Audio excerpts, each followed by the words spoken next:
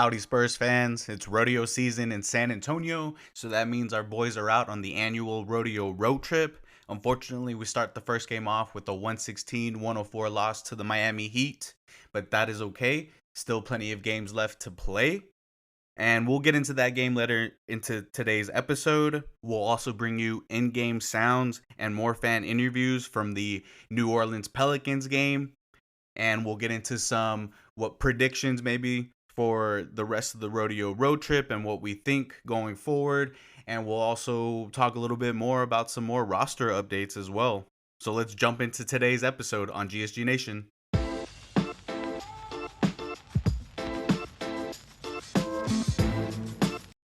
Okay, fans, so let's get started with the rodeo road trip schedule.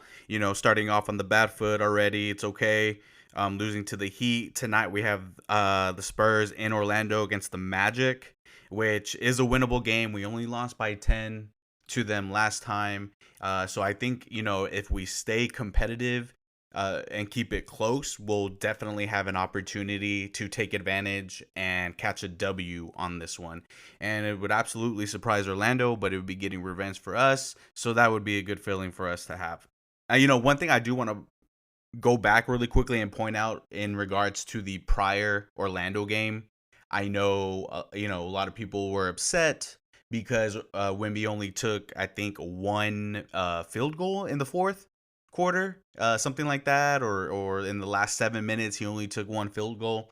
Well, remember we were courtside that night for that game, and I can tell you that is not the teammate's fault that he only took one shot in the last 7 minutes of the fourth quarter of that game.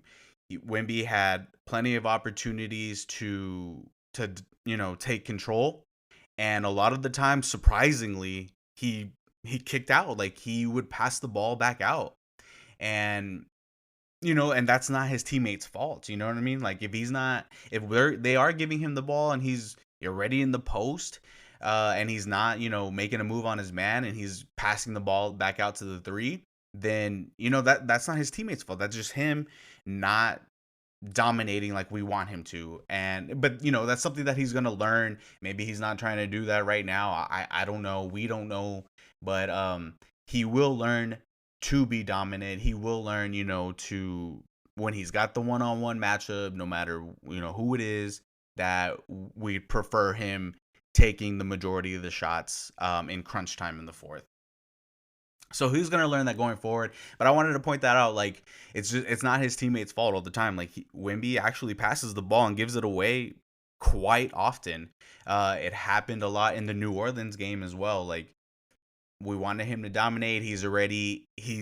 There was one time where he was already in the paint. He had the ball right under the free throw line, and he easily could have just turned around, dunked it, or at least just laid it right into the basket. Instead, he literally passed it out to the 3-point line, and it's frustrating to watch sometimes. Like, when you're that close, you're that big, and you're that close to the basket. It's like, come on. The better shot attempt is you just turning around, trying to lay it up, dunk it, as opposed to a 3-pointer. But he's gonna learn that going forward, and I don't see that being a problem. And once he's dominating, fans, we're all gonna be excited. It's gonna be okay. Yeah, nothing to worry about going forward. But in regards to like last night's game, it was nice to see the boys be competitive, at least in the first half. I think that once Miami kind of just, when you came out in the second half and Miami, just said, this is enough. Let's go ahead and pull away. I think it just gassed our guys out, and we couldn't stop them. And that was kind of the end of that one. But they were very competitive in the first half. And the halftime stats were very, very even. So we entered that half down by 2. And things were looking good. But Miami is just a championship caliber team. We know that, all they need to do is just make it to the playoffs, and then they're going to make a deep run. That it's been the trend the past couple of seasons, and, nothing indicates that it would be any different. So last night's, result was expected, and it wasn't a blowout, so at least that wasn't the case, and the third stringers coming in, they at least made a run towards the end. They came in with a sense of urgency, and they were able to make a little bit of run towards the end. So that was really fun to watch. It's exciting to at least be able to watch the whole game through. Um, but Miami's just a really good team, and there's just nothing that really we could have done to stop them because they're so experienced. Like Bam knows, he has more strength than Wimby, so he's not worried about that. Uh, Bam knows his spots. He's got his footwork. He's got his fundamentals down. He's an experienced NBA player, so going up against Wimby, wasn't going to be like too tough for him. And that's okay. Also, to Jimmy Butler, like once he, in the fourth, once he decided to just take over completely, it was just done. And there was nothing that we could have done about it. And the guys were playing good D, but they can't be over aggressive because of all the stupid fouls the refs are calling and just how defense is literally just vanishing from the NBA. I mean, it's horrible, and I really think that it's these new rules have been terrible for the game. Um, and it's been a big problem. And I hope that they change the rules again to where the defender can play a little bit more defense. Because when Jimmy Butler is driving to the basket and our guy has his hands up and he's staying with him side by side and not drawing a foul, but Jimmy's still able to get a layup. Like, there's nothing really our guys can do, because if they do swipe at it, yeah, like, Jimmy's gonna swing his arms, sell the foul, and they're gonna call it. So the only thing they can really do, yeah, is just keep their hands up. But Jimmy Butler's so strong too that he knows how to use his body, and he was just pushing guys out of the way. They're a lot smaller than him, and there was really nothing we could do about that. But the defense was pretty good. Um, and that's a silver lining that we could take away from there. It's been good to see, Devin Vassell play really well alongside Wimby lately. I think the past 5 games he's averaging like 25 points per game. What is he, 50% from the field goal line, and I think like 40% from the 3-point line, which has been excellent to see. I didn't see the free throw numbers, just personally, and I think we all know this from watching the games. He needs to improve on the free throw line. We're missing a lot of clutch free throws in these close games that if we make these free throws, it slows the momentum down for the other team. It gets us in our groove, our shooters in our groove. They're seeing the ball go in. I don't know what the problem is, because there should be no pressure. We're expected to lose all of these games. Any game that just any game period, we're expected to lose. So right there, the pressure is off of our team. There's no pressure, there's no expectations. So at least from the media and from the NBA, there's no expectations. But we really need to hit these free throws. We need to be working on these free throws. I mean, we're complaining over here too, like we're not getting fouls called on us, right? And then now all of a sudden we are, and now we're not hitting free throws. So we're killing ourselves. You know what I mean? Like, we're shooting ourselves in the foot, and it's a major problem that these guys need to fix, because we shouldn't. Free throws are free points, and there should be no problem hitting these free throws, especially for Devin Vassell, who is supposed to be a shooter and one of our best shooters on the team. But besides that point, though, he's been playing really well the past 6 games. Unfortunately, he didn't get to the 20-point game or to the 20-point mark last night, which would have made it 6 games in a row for him. But that's okay. He ended the night with 19 points. Unfortunately, he went 1 for 6 from the 3-point line. But I think that he's really starting to find a rhythm. He's creating his shots. The mid-range jumper has been there. Some of them, he's hitting at the bottom of the net, and there's been much improvement. So I think that maybe he's found his groove. Hopefully he carries it, throughout this whole road trip, and hopefully the guys can feed off of that, because, You know, uh, Wemby again with a double double, and if Wemby's going to continue this double double trend. Yeah, having Vassell step up is going to be tremendous for us. It's keeping us close in these games, and it would be a good sight for the fans to see going forward, and something to give us hope for in the future. Trey Jones ending his night with 19 points. Wow, that's great. 2 for 4 from the 3-point line. One impressive thing about Trey Jones that I think we've all noticed is that his 3-point shot has been hitting. Um, Kind of been hitting since that missed three against Milwaukee that he missed. So I think maybe he's been putting in the work there. He's hitting pull up 3-point shots, hitting open threes, which he should be hitting, and that's good to see. So that's been real helpful, and him just doing really well in the starting lineup. It's good to see. He pairs great with Wimby, and again, like I think he's a piece that we need to hold on to. And I would love to see us get his brother Tyus Jones. I think that would be amazing, something for us, to celebrate if it happened. So we'll see what happens. The trade deadline, it's today, so we'll see what we do there.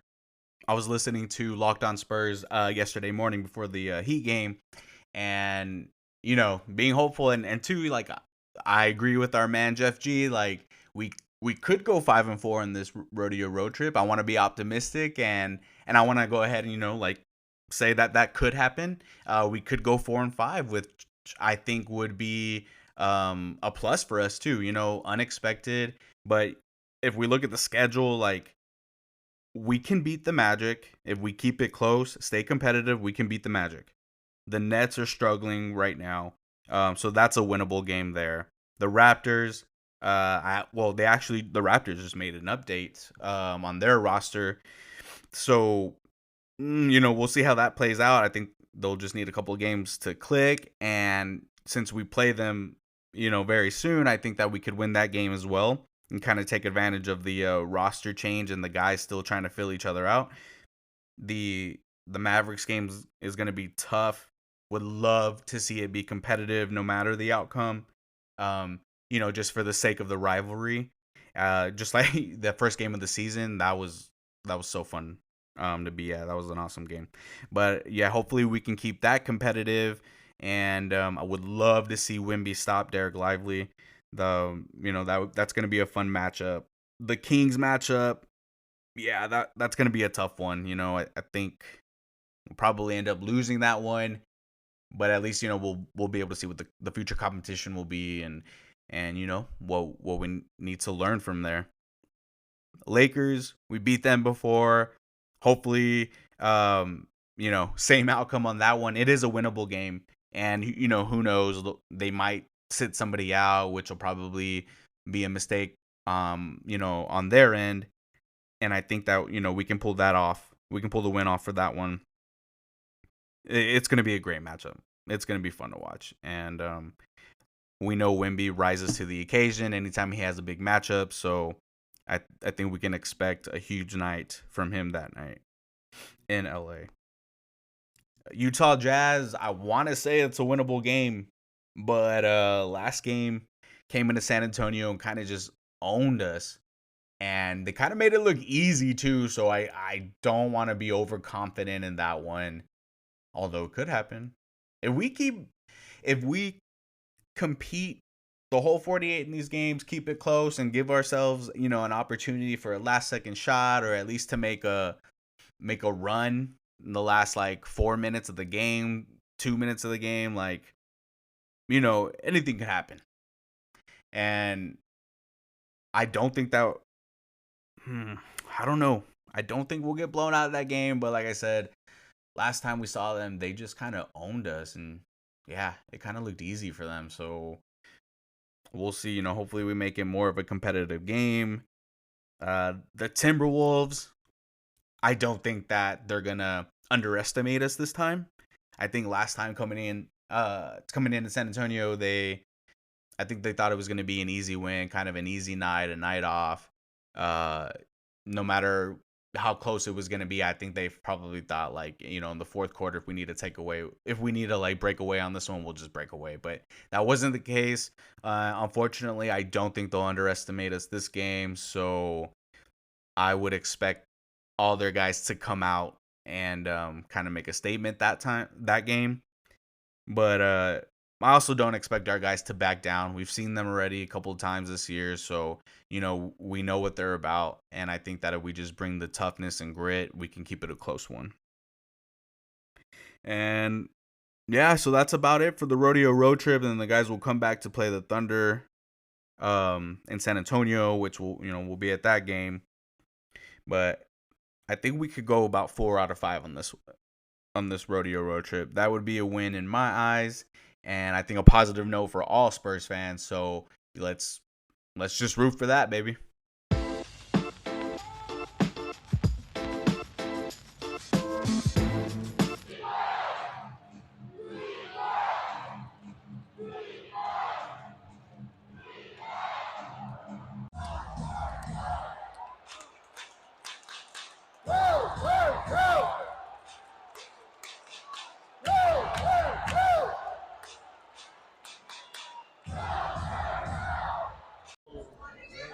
What up, Spurs fans? We are back at the Frost Bank Center today, Friday's game against New Orleans Pelicans. I'm here with super dedicated Spurs fan, James. James, how you feeling tonight, brother? Doing well. Thank you. Spurs are winning.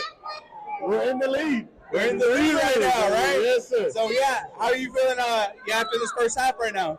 I'm loving the first half. I think everybody's playing well. We're doing well on defense, especially against. I didn't even know Zion was playing because it didn't seem like it started. I didn't know either. Right. But, so we got here. We saw him. But loving it, and we're holding our own. So we are, right? Yeah. Yes, sir. So how you been feeling so far about the team this season?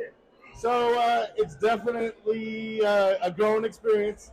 I was hoping, honestly, to be better than last season. Yeah. But it is what it is, and you can definitely see the growth. We're getting there. We're going. It is what it is. Good. So you're admitting you do see growth so far this season, Absolutely. right? Absolutely. That's what I'm talking about. Everybody. Everybody had to adjust. I don't think anybody's known how to play with a Wemby type. Yeah, I know. So anybody would have had to adjust to that, and I think we're getting it. And Wemby's definitely got it. So let's go. Nice, man. I'm loving it. So, what do you think about the Spurs' future? What are you seeing right now? Well, I think we're going to get a top 5 pick next year, and then let's go. Who knows? I think our point guard right now is doing well. I can't remember his name. Trey Jones. Yeah, he's doing really well, but he'd be an awesome backup to number 1 or a top 5 pick point guard type of thing, right? I agree, man. So let's see. I've been preaching all season that Trey Jones has been playing really well for us, and that he's just a huge part of being a Spurs culture, bringing that culture to the team. And I feel like if we kept him and then we draft a young point guard, Trey would be able to mentor that new point guard in the Spurs way, right? Exactly. There we go. That's just those culture and then with their talent. Yes, yeah. So love it. What other pieces do you think this team is missing that you would like to see us pick up in the draft? I definitely like a little bigger man, and a little bit more weight somewhere in there in the middle. Thank you for saying that, because I have recently just been preaching this whole week, man. We need another big. We're getting killed on the rebounds, and I just can't take it anymore. Yeah, the rebounds. Forget offensive. We're getting killed on the defensive. We need meat in there. It's crazy how we traded. What's his name? We traded him to Toronto again. Pirtle. Yeah, Pirtle, man. He's some meat down there. He would have clogged it up down there a little bit, opened it up for Wemby. But hey, let's see what happens. I think that could happen in a trade. I think even Pop had to learn what's going on. I think this year everybody's learning how to do this, and I think from here on, man, we're gonna have a year under our belt, and with some picks and some experience, I think we're gonna grow. Yeah, I agree too. So how long do you say until we're probably competing in the Western Conference Finals? Finals? I can't say, but I wouldn't doubt in the next couple of years we're in the playoffs for sure. I think, the next couple of years playoffs, and then I think we'll take it from there. Yeah, same here. I was saying about 3 to 5 years, we're competing for the Western Conference Finals at least, I'm thinking. I love it. We got some crazy alien Wemby. It's just amazing. It's exciting. Yes, it's exciting. things that you've never seen before, and the team's starting to learn how to play with them. So Yeah. So besides Wimby, what other Spur do you think is having a really good season so far? Vassell, I like Vassell. I've always liked his defense. I thought he came in with defensive prowess. He was called for his defense when we drafted him. Yeah. His offense has come all the way around, so I love that. Trey Jones, obviously. And to be honest, man, that's Yeah. No, it's good. Sohan experiment didn't go well, but I'll take him as a forward and all that. But He learned a lot from that role, though. Exactly. So before we go, James, I appreciate you being on GSG Nation today. Can I get a Go Spurs Go? Let's do this. Go Spurs, go, baby! Woo!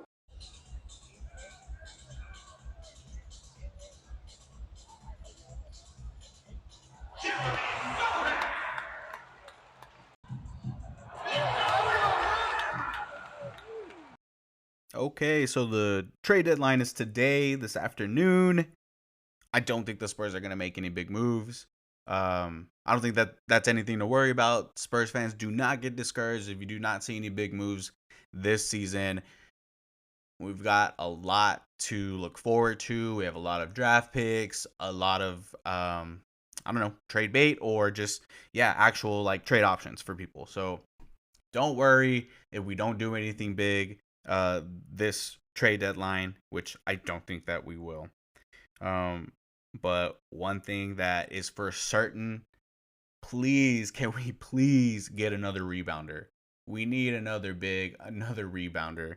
It's killing us. It's killing us, and it's hard to watch. We need major help there, and it's evident from last night's game that, we are just shooting 3-pointers. Nobody's down to rebound, and we are one and done on the offensive end. And it's killing us. So we're not getting any second chance opportunities. And we're losing on the offensive boards. Like, plain and simple. We really need help. Zach Collins is really too small to play the center. I really think he would be, if we're going to keep him, which obviously, we have the contract in place, the best fit for him would be a power forward position. So we need another like center to back up Wimby, to play alongside Wimby, just to help out the darn team. The rest of the guys, like we're still like two guys boxing out one guy, and we're still not getting the rebounds. And it would be really, really helpful to have second chance opportunities. Especially since, we know like guys aren't hitting this year. We need some help. We need some more opportunities there. And if we don't make any moves during this trade deadline, I think that's front office confirmation that, guys, we're rebuilding through the draft for sure. And I think that's a smart move going forward. JJ Redick also agrees. I think everybody saw that segment too. Teams should build through the draft. And I think that, we'll probably we're going to build through the draft, add a few pieces here or there, and then pair that up with a couple of vets. I think what would be nice too, if we I want us to draft a young athletic big, and then, kind of get that play going, and then we we bring in two veteran bigs to help mentor the Wimby and the other young big of ours. I think that would be great. I think that that's probably what will happen. And then the vets that we bring in, of course, are going to be playoff battled players, and just guys that have just made deep runs in the playoffs, have either won a championship before, but somebody that can really just help bring in that playoff championship mentorship to the team. And I know fans are frustrated and tired of hearing roster is young, but that is the truth. It is what it is.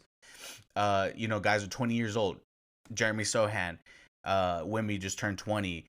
Those guys are basically 2 years removed out of high school. 2 years removed out of high school. We can't expect them to compete at a high NBA level 2 years out of high school.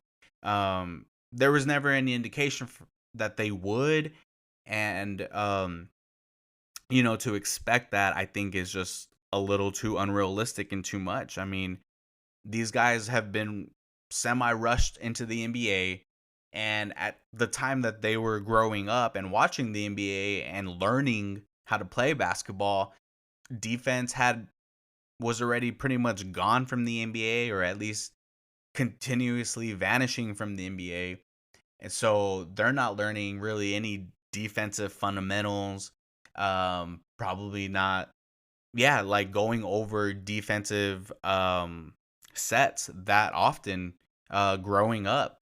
So, and so to expect that they're gonna be able to quickly figure this out, um, in the NBA, it's not really fair, not realistic at all. And I think that it's okay. Like, they're going to learn. There's plenty of time. Time is on their side because they're extremely young. So, and the championships, again, not going anywhere. So there's no rush for this. Yeah, they're gonna need time to learn these things, and they will. And I think that it has been evident that they are learning through this season. We have seen them grow individually and as a team. Um, so there's hope, and there has been progress. Let's not discredit them fully. I know it's growing pains, but our guys, they're also not playing alongside any experienced players. Nobody, no vets really, no leaders, no playoff battled players. Nobody that really been on a championship team except Chetty. But even then, I mean, he wasn't really contributing everything to, or a lot to, that Cleveland team during that championship run.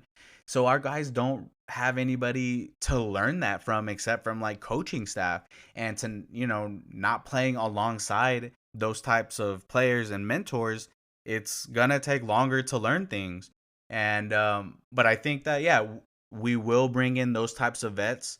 We will bring them in when we have the opportunity, and when the right vets are available, because I mean, honestly, the free agency, like, or not the free agency, but like people that are available for trade right now, there's not that many difference makers that are gonna like make us jump way ahead into the playoff rankings. And so, like, who are we realistically gonna go after? There's no rush. We're not missing out on anybody.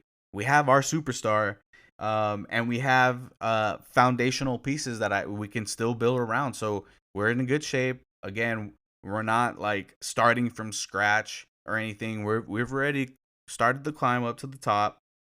And along the way, yeah, I think we're gonna bring in those types of vets, the perfect fits, and then our young guys will finally have mentors to play alongside and learn from, and it won't just be the coaching staff. I know some people will say, well, what about these other young rookies, these other sophomores that are, having great or good seasons and playing well? Well, okay, what team are they on? They're on winning teams, and they're playing alongside winners, alongside past champions or future champions, people that know what it takes to compete at a high level. That's why they're playing so good, is because they're playing alongside good players, a good team, and they're just learning faster. They have better learning opportunities on court, in game experience, and that's why their game, that's why it seems like they're able to adapt to the NBA quicker than our guys. But they're feeding off the camaraderie, the good energy, the on-court play of the their all-star players that they have on their team, or their other experienced vets. So when you're playing along those types of players and team, you're gonna play well. You're just gonna feed off of that naturally. You're gonna learn faster, and um, yeah, it'll seem like you have a better season than other rookies or sophomores that are on younger teams. And I think that's the case here. We have very, very talented young players, and literally, we're gonna see their skill set and their basketball IQ just skyrocket once we bring in some people that can actually mentor them, that actually have NBA experience. And we have to remember, this team right now was not assembled around Wemby. This is This team, we had this team. That we were stuck with this team when we got rid of DeMar DeRozan, LaMarcus Aldridge. We were stuck with a very young, inexperienced team, resulting in us getting the number one draft pick and resulting in us getting our superstar. So it's not like the front office said, "Oh, okay, let's get these guys now. Let's put this team together, and then we're gonna get the first round draft pick for sure. We know it, and then we'll have a team set up for Wimby when we draft him." Like, no, the front office didn't know that, so this team wasn't assembled around Wimby yet, and that's what we're trying to do now. We finally got our superstar, so now we can try to assemble a team around him. But it's not like, before the season started or in mid-season, like we can just completely drop the roster and just reassemble all the pieces that we want and to get guys aren't available. Not every team is gonna just look at us and be like, "Oh, okay, yeah, we'll accept that trade offer. Sure, you can have one of our great role players." Like, that's not how it works. So I mean, what can our front office do right now? How can they, we fans want to bring in all these guys, but like, how? The other team has to agree to it as well. And, that's not going to be the case for most teams. Like, we don't have a lot of what they want. And, that's not the front office's fault. So, again, this team wasn't assembled around Wimby. That's what we're trying to work on now. And that's what we're going to be doing going forward in the future.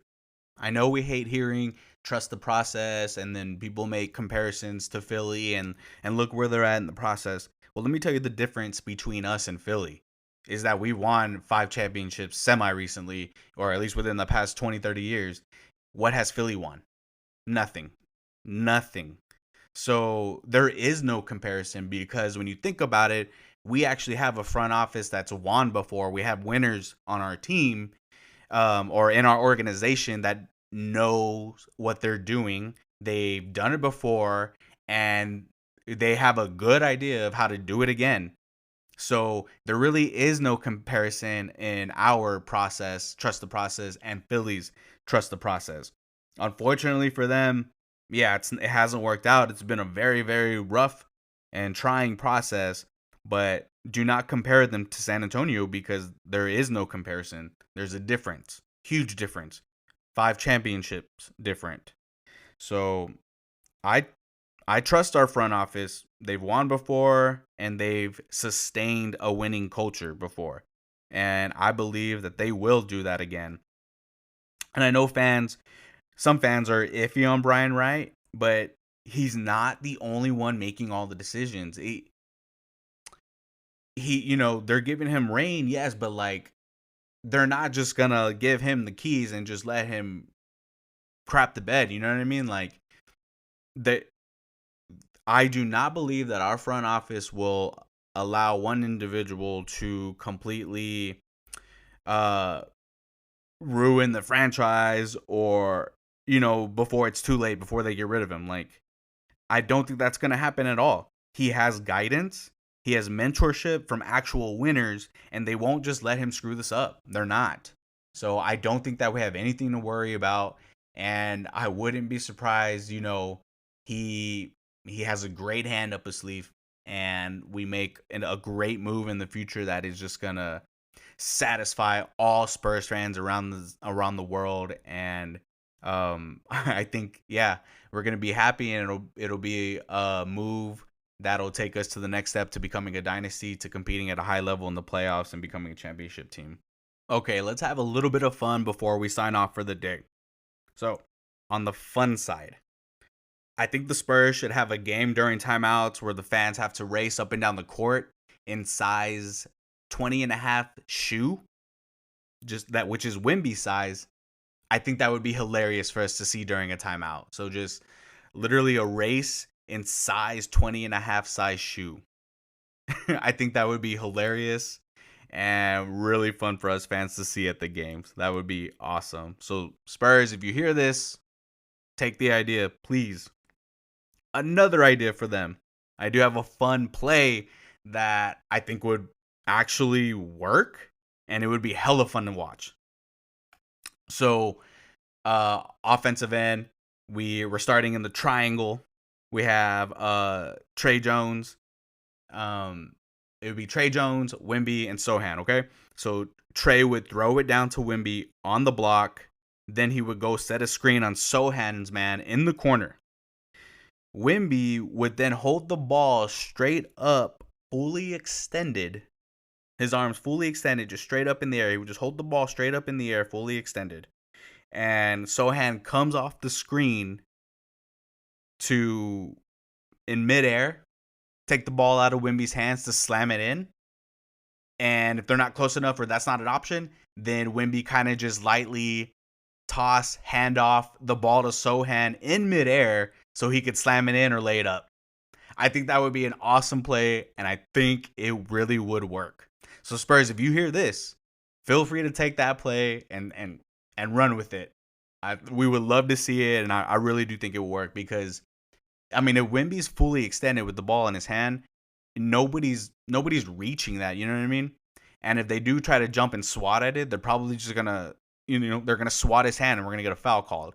But if we can get him in the right position down low, and then set a good screen for our man to come off of in the corner, I think Sohan has a good chance to take that ball out of Wemby's hands and just slam it home for us. That would be a really, really fun play to watch. Well, that's it for today, folks. Be sure to keep up with GSG Nation on X at GSG Nation Talk, on Instagram and TikTok at GSG Nation, and GSG Nation on YouTube. Let's rodeo San Antonio. Go Spurs, go.